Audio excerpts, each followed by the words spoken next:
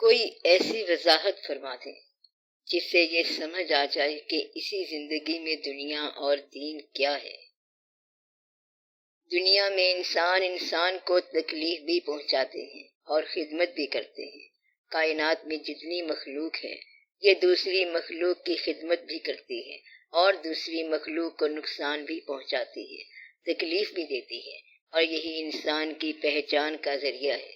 سارے آدمی تو الگ الگ ہیں اور ان میں فرق ہے، لیکن اگر آپ ذرا غور سے دیکھو تو انسانوں میں کوئی زیادہ فرق نہیں ہے۔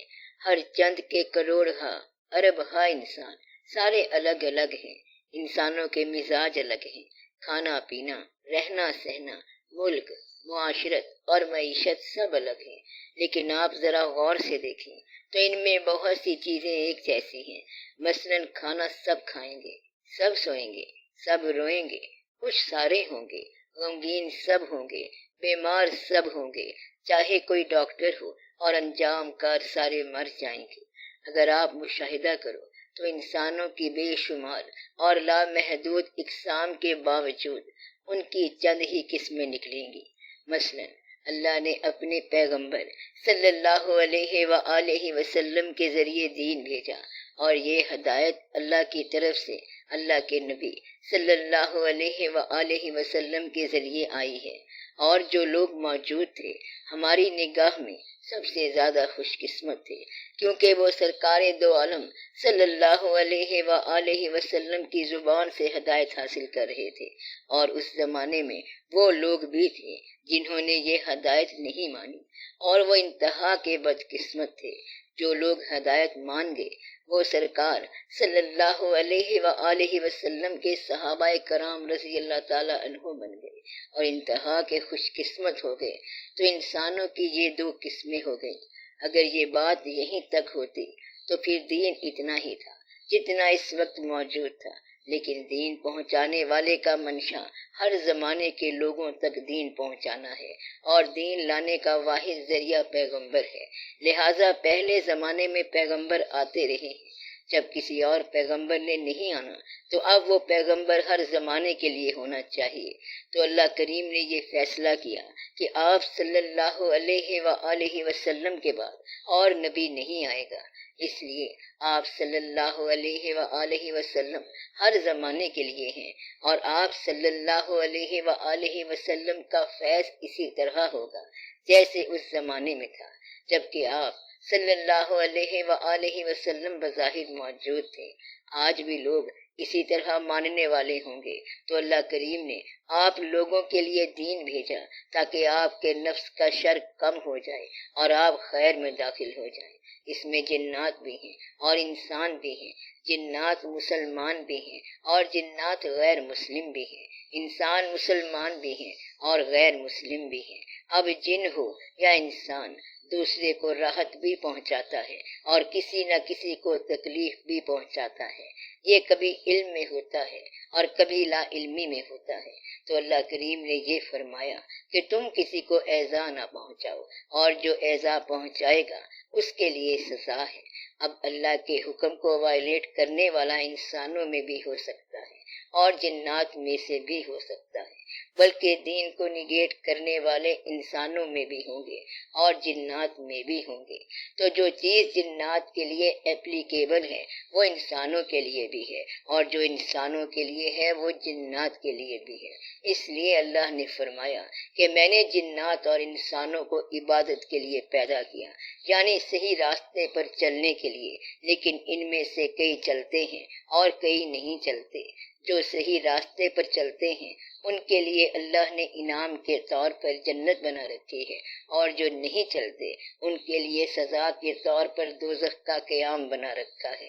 اس لیے انسانوں کی بے شمار اقسام ہیں، مگر اب یہ دو اقسام ہو گئیں، یہ نہ ماننے والے اور یہ ماننے والے ہیں۔ انسانوں کی صفات پہ غور کریں تو تمام قسمیں آخر کار چند قسموں میں، چند اعمال میں اور چند صفات میں تقسیم ہو جاتی ہیں۔ تو آپ غور کرو کہ اللہ تعالیٰ نے انسان کو چند صفات میں تقسیم کر دیا۔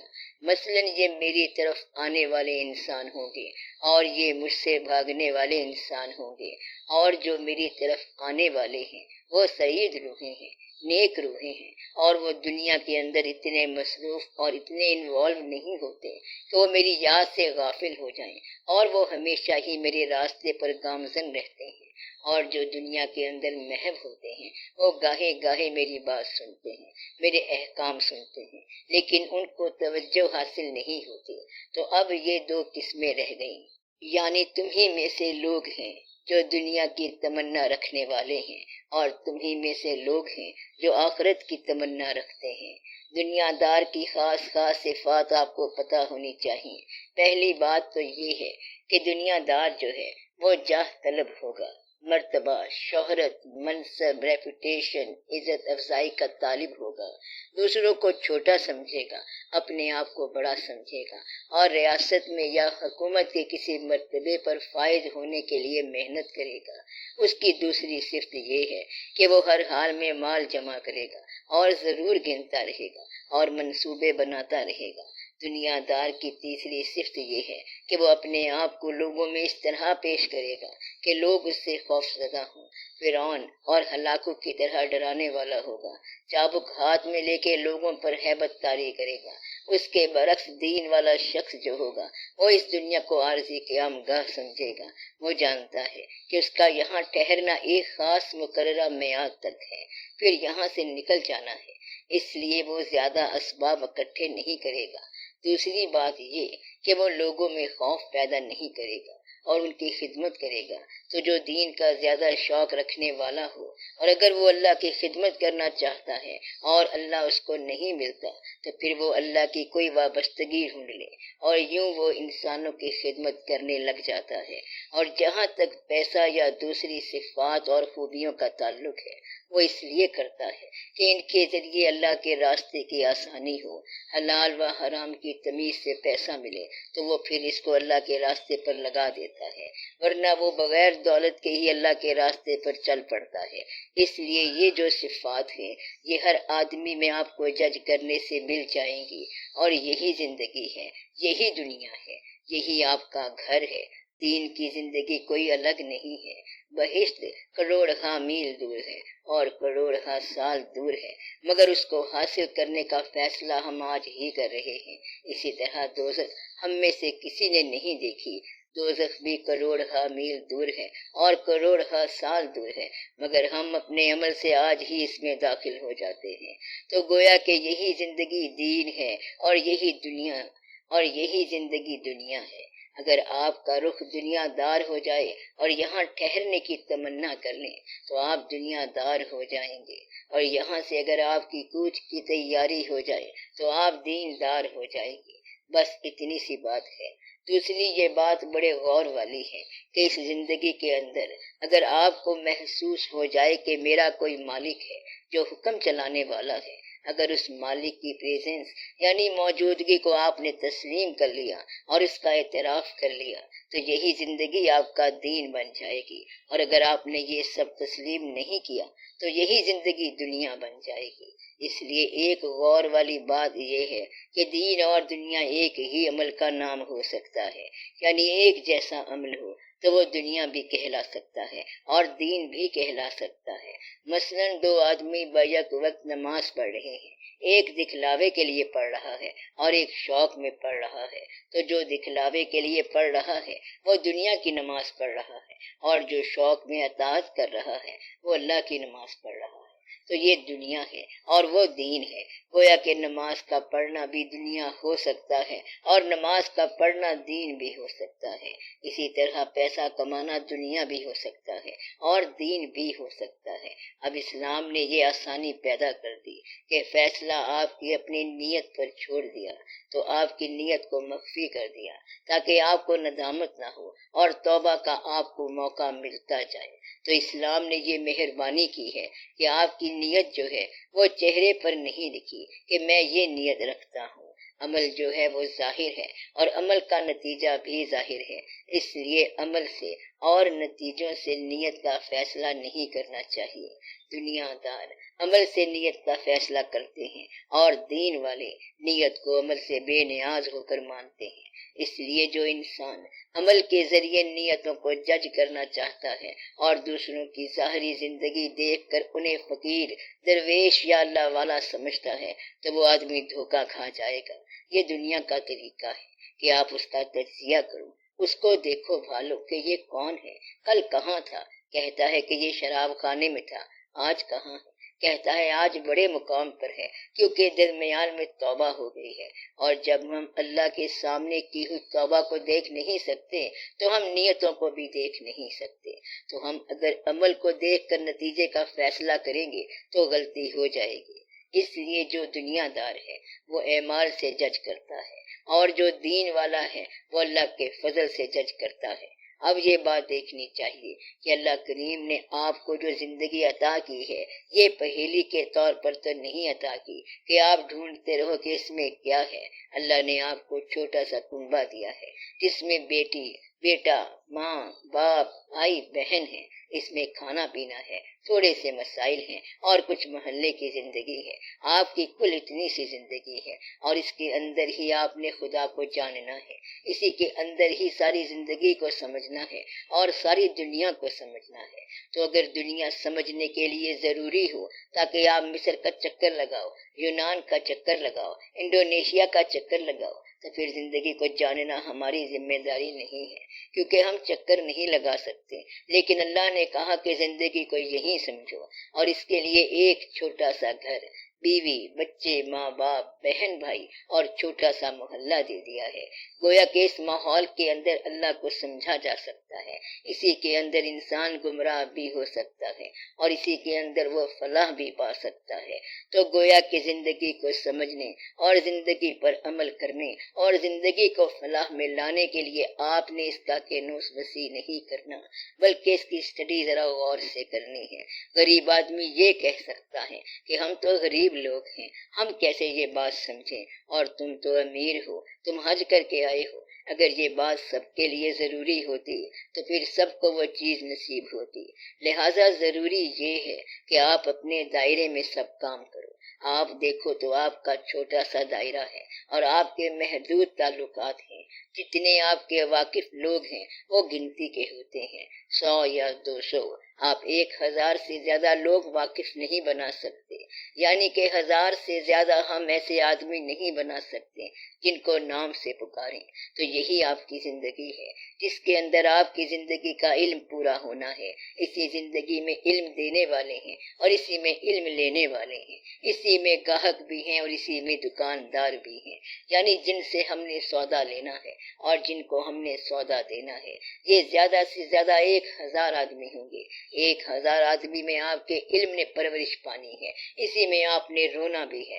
گویا کہ ان میں سے کسی کی موت آپ کا غم بنے گی، کیونکہ باہر کی موت آپ کے لیے غم نہیں ہے۔ مثلاً آپ نے خبر پڑھی کہ ہندوستان کے ایک گاؤں میں ایک آدمی مر گیا تو آپ پر اثر نہیں ہوگا۔ ہمارے لیے تو غم وہ ہوگا جب ہمارا کوئی آشنا گزر جائے گا۔ ہر انسان کی موت آپ کے لیے غم نہیں ہے، بلکہ آشنا کی موت غم ہے۔ لہٰذا آپ کے جذبات کا دائرہ آشنا تک ہے۔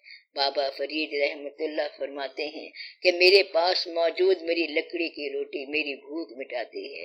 آپ کی الہیات کا دائرہ بھی آشنا تک ہی رہے گا اور اس سے باہر نہیں نکلے گا۔ مثلاً کوئی یہ کہے کہ فلاں مقام پر انڈونیشیا میں ایک درویش بیٹھا ہوا ہے، آپ پر یہ فرض نہیں ہے کہ آپ انڈونیشیا کے درویش کے پاس جا کر اپنا فیض لو۔ آپ لاہور میں رہتے ہو، جی لاہور میں رہتا ہوں۔ پیسے بھی نہیں ہے، جی نہیں ہے۔ ٹانگوں میں طاقت ہے، جی ہے۔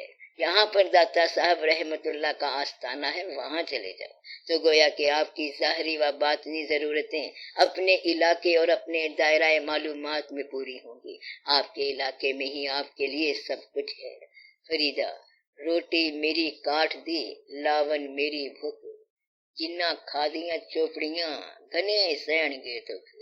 بابا صاحب رحمت اللہ کاٹ کی روٹی لے کر پھرتے رہے، اور یہ ایک پورا سیمبل ہے۔ اس علاقے کے انسانوں کی معیشت کا دار و مدار لکڑی پر تھا۔ تو بابا صاحب رحمت اللہ نے فرمایا کہ تم معیشت کی پرواہ نہ کرو، کیونکہ تمہارے پاس جنگل ہے، لکڑی کاٹو اور پھر معیشت ہی معیشت ہے، رزق آسان ہو جائے گا۔ آپ لوگ اگر کتابیں بیچنے والے ہو تو آپ کو روٹی کہاں سے ملے گی؟ کاغذ سے۔ کسی کی روٹی لفظ سے ہے اور کسی کی روٹی کسی اور ذریعے سے ہے، گویا کہ یہ سارے اللہ کریم کے فیصلے ہیں۔ تو آپ کی معیشت آپ کے دائرے میں ہے، آپ کا غم آپ کے دائرے میں ہے، آپ کی خوشی آپ کے دائرے میں ہے، یہ سب کتابوں میں نہیں ہے، بلکہ جو آپ کا دائرہ معلومات ہے اسی کے اندر سب کچھ ہے۔ اسی کے اندر نیکی بھی ہے اور کمینگی بھی ہے، اور اسی کے اندر بے حسی بھی ہے۔ کہتے ہیں کہ سب سے خطرناک انسان وہ ہے جو بے حس ہو، جس کا احساس زندہ نہ ہو، یعنی جو ہو گیا سو ہو گیا۔ بے حسی ایک روحانی بیماری کی انتہائی شکل ہے۔ اسی دائرے کے اندر آپ کو مرشد نے بھی ملنا ہے، اسی دائرے کے اندر آپ کو مؤذن نے بھی ملنا ہے، اسی دائرے کے اندر آپ کو ایک چھوٹی سی مسجد بھی مل جانی ہے، اور یوں آپ کی ساری زندگی کے مکمل واقعات آپ کی آشنائی والوں میں سے گزر جائیں گے۔ تو آپ اپنی آشنائی کے اندر غور کریں۔ مثلا خوشی دینے والا آپ کے پاس آیا اور چلا گیا، مگر آپ نے پہچانا ہی نہیں۔ جو آنے والا ہے اس کو غور سے دیکھو۔ مثلا ایک آدمی آیا، آپ سے نگاہ ملائی اور چلا گیا، وہ علم دینے والا تھا، آپ اس پہ غور کریں تو اسی کے اندر ہی واقعہ ہے۔ آپ نے کہیں دور سے جا کر علم نہیں لینا، بلکہ یہیں اپنی سیٹ پر بیٹھے رہو اور یہیں پر آپ کو وہ بات مل جائے گی۔ تو گویا کہ آپ نے اپنے ارادے اور اپنی نیت کی اصلاح کرنی ہے، باقی سارے کام اللہ کریم خود ہی کر دے گا۔ آپ اگر اللہ کو چاہتے ہیں تو آپ ایک جگہ اللہ کی نیت کر کے بیٹھ جائیں کہ یا اللہ ہم کہاں کہاں تجھے تلاش کریں، تو آپ ہی کرم فرما اور آسانی فرما، تو اللہ کی طرف سے خود بخود کوئی انتظام ہو جائے گا۔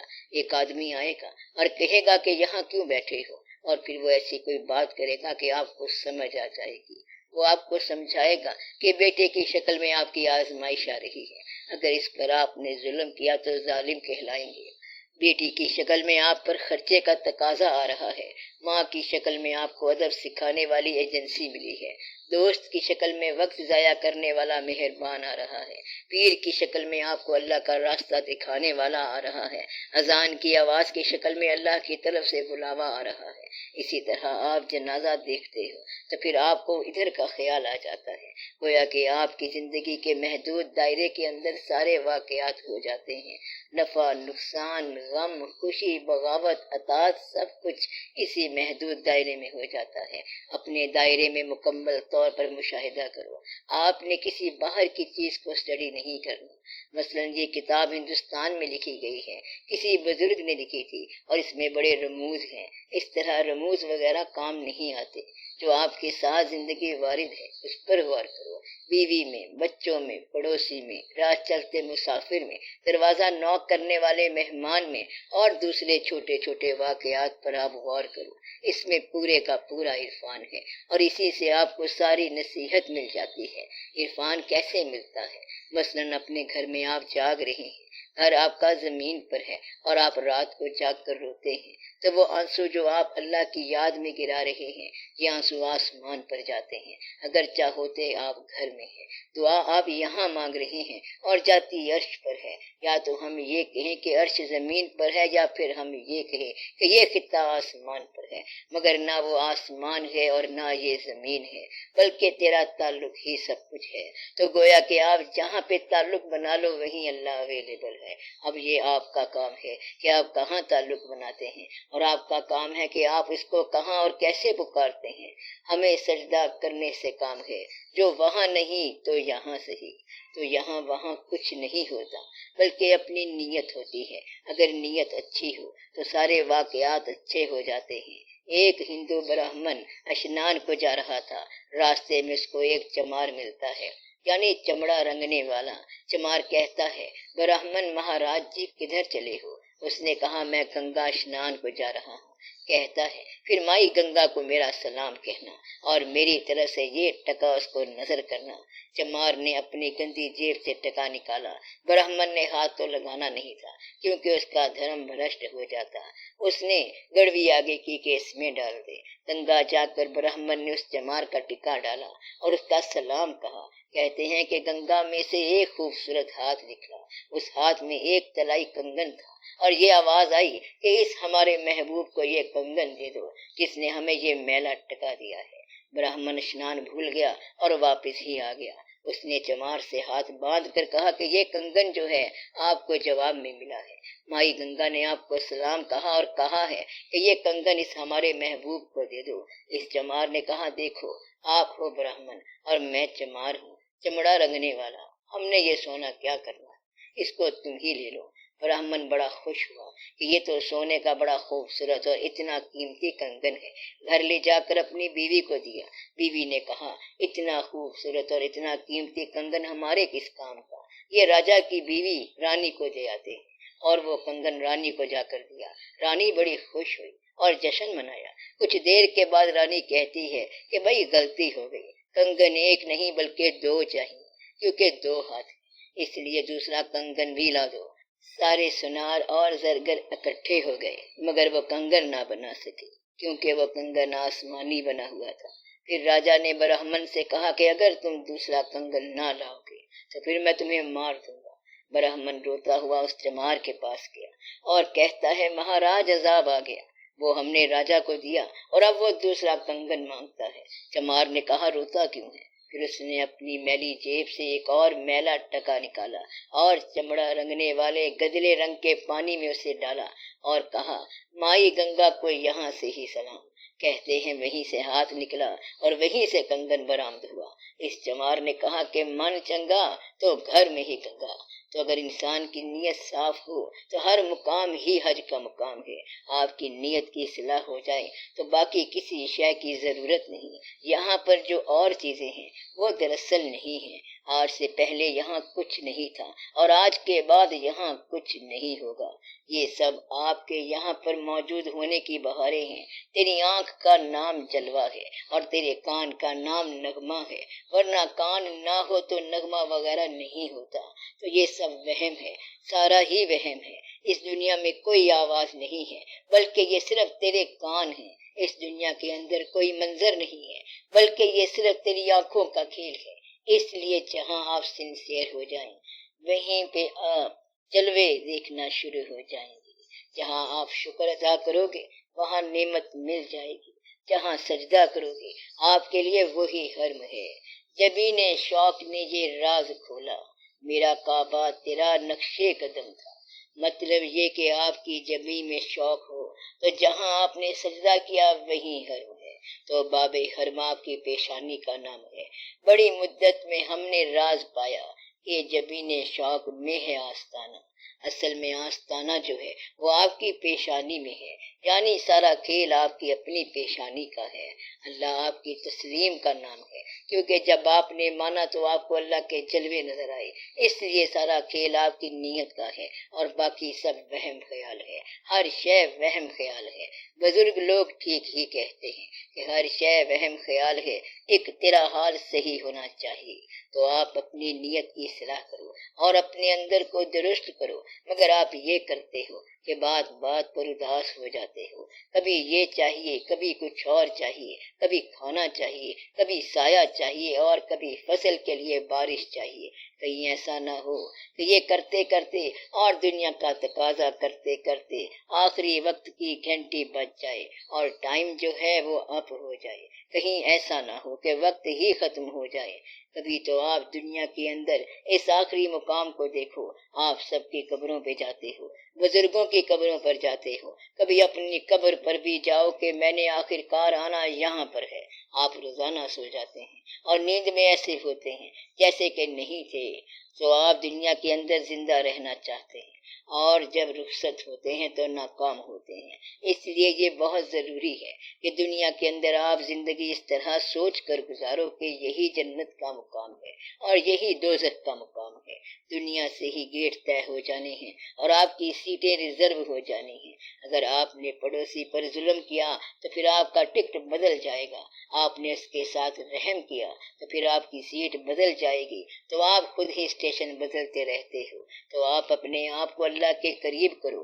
جو شخص اللہ کے قریب ہوتا ہے وہ مخلوق سے نفرت نہیں کرتا آپ کی ذاتی کائنات چھوٹی سی ہے اور ساری کائنات سے آپ کا تعلق ہی نہیں ہے، آپ کا تعلق چند 100 لوگوں سے ہے۔ بس یہ آدمی تھوڑے سے آدمی ہوتے ہیں جن کے ساتھ روزانہ کا تعلق ہے۔ آخر کار بات بیوی بچوں، میاں بیوی اور ماں باپ تک آ پہنچے گی۔ ماں سے محبت اور ادب کرنے والا دیندار ہے، بلکہ پیور دیندار ہے۔ جس نے ماں باپ کا ادب کیا اور ماں باپ کا حکم مانا وہ مکمل طور پر دیندار ہے۔ بچوں کے ساتھ شفقت اور مہربانی کرنے والا دیندار ہے اور ایک اچھا اور نیک انسان ہے۔ اسی زندگی میں سجدے کرنے ہیں اور یہیں پر خیرات کرنی ہے۔ اللہ تعالیٰ کہتا ہے کہ ہم آپ کو یہ روپے دیتے ہیں، اب یہ اپنے بھائی کو دے دو یا غریب کو دے دو یا پڑوسی کو دے دو۔ تو اللہ کدھر ہے؟ یہ اللہ کا حکم ہے کہ غریب بھائی کو دے دو۔ گویا کہ اللہ نے اپنے نام پہ پیسہ آپ کے بھائی کو دلوا دیا، کیونکہ آپ نے اپنے بھائی کو نہیں دینا تھا۔ اگر آپ نے اپنے بھائی پر رحم نہ کیا اور اللہ کا یہ حکم بھی نہ مانا تو آپ دنیا دار ہو گئے اور عذاب میں مبتلا ہو گئے۔ اللہ تعالیٰ نے کہا کہ مجھے قرضہ دو اور یہ قرض حسنہ بھائی کو یا کسی غریب کو دینا ہے۔ گویا اللہ کے ساتھ آپ نے جو بھی نیکی اور بھلائی کرنی ہے وہ کسی انسان کے ساتھ کرنی ہے۔ اللہ کے نام کی نیاز کوئی انسان ہی لے گا اور اللہ کے نام کا قرض حسنہ کوئی انسان ہی لے گا۔ ساری بات ہی یہی ہے۔ کنویں کے اندر ہی آسمان ہے، مزید سمٹو گے تو پتہ چلے گا کہ آپ کا دل ہی پوری کائنات ہے۔ دل اور دماغ میں کیا فرق ہوتا ہے؟ دل کچھ دینا چاہتا ہے اور دماغ کچھ لینا چاہتا ہے۔ دماغ جب بھی سوچے گا کوئی چیز مانگے گا، اور دل کیا ہے؟ دل میں بات آتی ہے کہ یہ چیز کسی کو دے دو تو دل ہمیشہ دیتا ہے، کنٹریبیوٹ کرتا ہے، اور دماغ حاصل کرتا ہے۔ حاصل کرنے کی تمنا دنیا ہے اور دینے کی تمنا دین ہے۔ آپ کا یہ دل پوری کی پوری کائنات ہے۔ آنسو دل سے نکلیں گے، سجدہ دل سے ہوگا، جواب دل میں آئے گا۔ پہلے دل سے بات نکلے گی اور افلاک سے نالوں کا جواب آئے گا۔ فرمان ہے کہ مومن کا دل اللہ کا عرش ہے، تو آپ کا دل جو ہے یہی آپ کے پاس اللہ کی پہچان کا واحد ذریعہ ہے۔ اللہ دماغ سے کبھی سمجھ نہیں آ پائے گا۔ دماغ سے صرف یہ پتہ چلتا ہے کہ اللہ ہے، لیکن یہ تسلیم نہیں ہوگا۔ دماغ سے ثابت کر سکتے ہیں کہ میرا ہونا کیا ہے اور میں کیسے پیدا ہوا۔ جواب ملے گا کہ ماں باپ نے پیدا کیا اور ماں باپ نے پال کر بچے سے بڑا کیا۔ سورج کہاں سے آیا؟ چاند کہاں سے آیا؟ یہ روٹیشن کس نے دی ہے؟ یہ ہوائیں اور یہ موسم کیسے آئے؟ پھر یہ سارا کچھ بے سبب نہیں ہے۔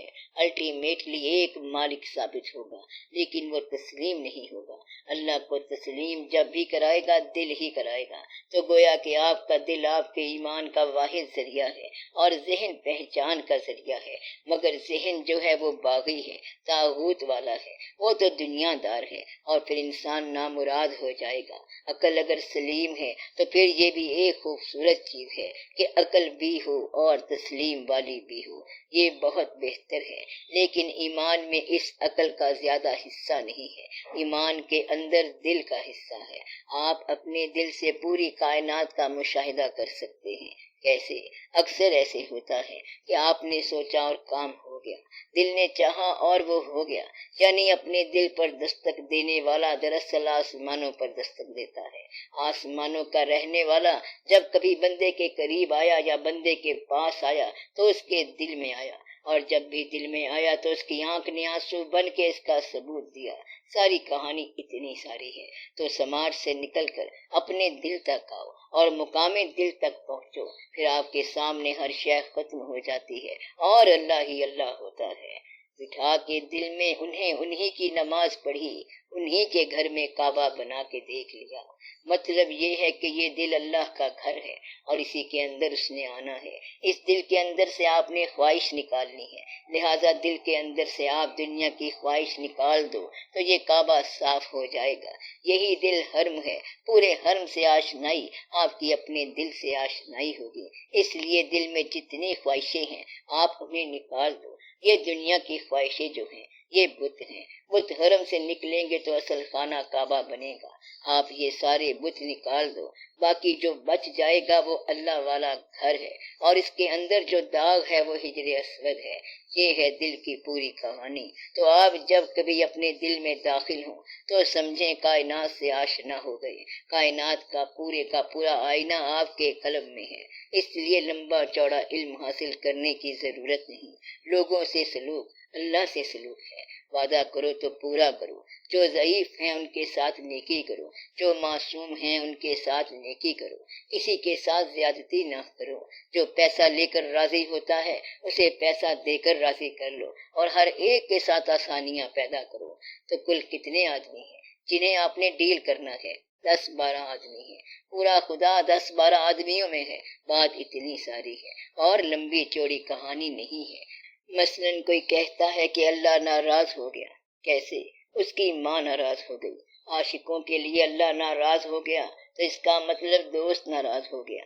اس لیے گنتی کے کچھ آدمی ہیں، ان کو ڈیل کر لو اور سمجھ لو۔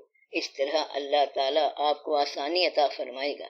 اس لیے نیکی بدی کا سارا تصور یہاں پر ہے۔ اسی دائرے میں انسان دنیا دار بھی بن جاتا ہے اور اللہ والا بھی بن جاتا ہے، ہنس بھی لیتا ہے اور رو بھی لیتا ہے، شادی میں بھی جاتا ہے اور جنازہ بھی اٹینڈ کرتا ہے۔ اس طرح ان چند آدمیوں میں زندگی کا کھیل پورا ہو جاتا ہے، باقی سارا حجاب ہے۔ مثلاً کوئی یہ کہے کہ پیرس میں کیا ہو رہا ہے، ہمیں کیا پتا کیا ہو رہا ہے، کیونکہ ہمارے لیے پیرس ایک نام ہے، حقیقت نہیں ہے۔ حقیقت ان کے لیے ہے جو وہاں ہیں، آپ کے لیے کوئی حقیقت نہیں ہے۔ آپ کی حقیقت وہی ہے جو واردات میں آ رہا ہو۔ آپ اس کھیل اور واردات کو ذرا پہچانو تو آپ کو بہت لطف آئے گا۔ مقصد یہ ہے کہ اگر ایک آدمی اداس ہو گیا تو اس سے پوچھو کہ کیوں اداس ہو گئے ہو، تو وہ کہے گا کہ امریکہ سے ساتھی کا غمگین کرنے والا خط آ گیا ہے۔ غمگین کون کرے گا؟ آپ کا ساتھی۔ تو غم تو آپ کو یہاں سے ملنا ہے، پھر آپ دور کے مطالعے کیا کرتے پھر رہے ہو؟ عجیب بات تو یہ ہے کہ تجھے دور کے درخت نظر آتے ہیں لیکن سامنے بیٹھا ہوا انسان نظر نہیں آ رہا۔ آپ دور کی چیز دیکھ رہے ہیں اور آپ کو یہ نظر نہیں آ رہا کہ آپ کے سامنے گھر میں کون بیٹھا ہوا ہے جس کو آپ نے جکڑ کر رکھا ہوا ہے۔ تو اللہ کو راضی کرنے کے لیے پہلے گرد و پیش میں دیکھو کہ یہاں کوئی غلطی تو نہیں ہو گئی۔ بس اتنا سا کھیل ہے اور اتنی سی بات کو آپ سمجھ لو، پھر ہر بات بہت آسان ہو جائے گی۔ باقی یہ کہ آپ نے دیکھا ہوگا کہ کچھ لوگ کم نمازیں پڑھتے ہیں پھر بھی بخشے جاتے ہیں، اور کچھ لوگ زیادہ پڑھتے ہیں پھر بھی پکڑے جاتے ہیں۔ اگر کسی کی اصلاح ہو جائے اور توبہ قبول ہو جائے تو لوگ اس کی غلطیاں بھول جاتے ہیں اور کہتے ہیں کہ بڑا نیک آدمی تھا، اس کا چہرہ نورانی تھا، اس کا کوئی خاص عمل تو نہیں تھا، مگر ایک عمل میں نے یہ دیکھا ہے کہ یہ رات کو جاگ کر بڑا روتا تھا۔ کہنے کا مقصد یہ ہے کہ رات کو جاگنے کا عمل اس کی اپنی ٹوٹی ہوئی جھونپڑی میں ہوا ہے، لیکن عام آدمی کو یہ بات سمجھ میں نہیں آتی۔ اس لیے یہ کوئی بات نہیں ہے کہ پہلے مکان بنے گا تو پھر ہم عبادت کے لیے جائیں گے، یا پہلے ٹیوبل لگے گا تو پھر وضو کریں گے۔ اس لیے جو کچھ ہے وہ اسی زندگی کے اندر ہے۔ اس لیے آپ اپنی زندگی کو پہچانو، اپنے اللہ کو راضی کرو اور خود راضی رہو۔ اسی زندگی میں دنیا بھی ہے اور اسی زندگی میں دین بھی ہے۔